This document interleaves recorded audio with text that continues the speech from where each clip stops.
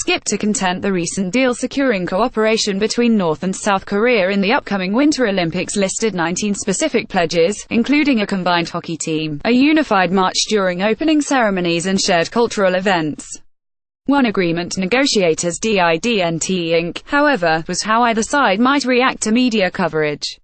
North Korea, a totalitarian nation with state-controlled media, this week cancelled a planned joint cultural event amid complaints about how media in the South, a democracy with a relatively freewheeling press, have covered the thorny issues still dividing the two nations. The North's objections focused on coverage in the South of a planned military parade in the North's capital, Pyongyang. The parade was recently moved up to February 8, the day before the Olympics open, with the two nations marching together under a neutral unification flag.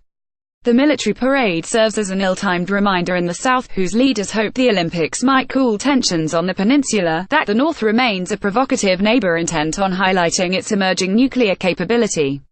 Recent stories about the parade reflected the deep skepticism among many in South Korea about the North's motives, a fact that shouldn't be a surprise to leaders in Pyongyang, experts say.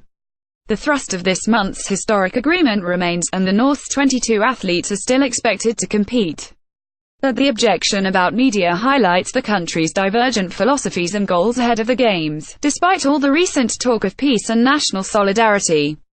Let's not have the unrealistic goal that North and South march arm in the Olympics, and everything is fine, said David Kang, an international relations professor at USC who directs its Korean Studies Institute. So far, South Korean President Moon Jae-in and other officials in his government have shown what some observers consider restraint in response to the North's actions during the last 2 weeks. In addition to moving up the military parade, the North made a surprise postponement of a location scouting visit for musical performances in Gangneung, one of the Olympic host cities, and Seoul, the capital. The visit happened a day later. The South's Unification Ministry, which handles inter-Korean relations, called the cancellation of the cultural event at the North's Mount Kumgang very regrettable.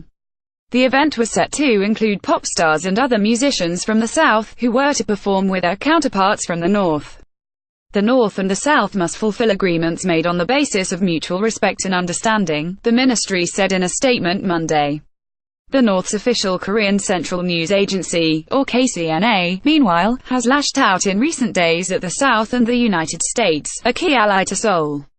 Its caustic statements responding to complaints in the South and accusing the United States of seeking war have come with a mix of conciliatory messages too, leading to confusion about its position, a familiar enigma for North Korea watchers. It's business as usual for North Korea, said Martin Williams, a writer for the North Korea tech website who gets the nation's media reports via a satellite feed to his San Francisco area home. That's what they do all the time.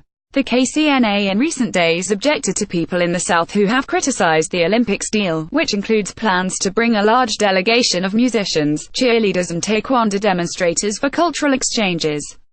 Some activists in the South recently gathered at a central train station in Seoul to protest what they derisively coined the Pyongyang Olympics, and the effort to combine the country's women's hockey teams. The group set fire to a North Korean flag and an image of leader Kim Jong-un, which resulted in the news agency labeling them as top-class traitors. Such incidents in the South, which has a robust protest culture, could remain problematic if they continued during the Games.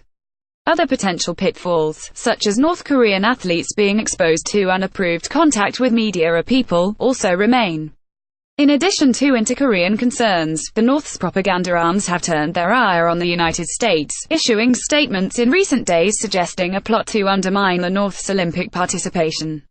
It's another development that could spell trouble as Vice President Mike Pence visits the South next week.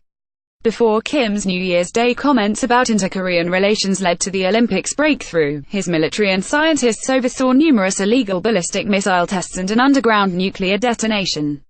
Kim has bragged that his nuclear arsenal can now strike the U.S. mainland. But the Olympics still have the potential to create an environment more conducive to dialogue.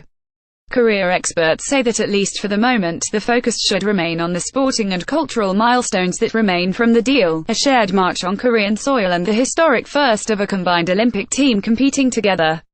I don't think the North Korean participation in the Olympics is in a precarious state, said Go Myung-hyun, a research fellow at Asan Institute for Policy Studies in Seoul. What we have to do is look at the substantial issues. All this other stuff is ancillary.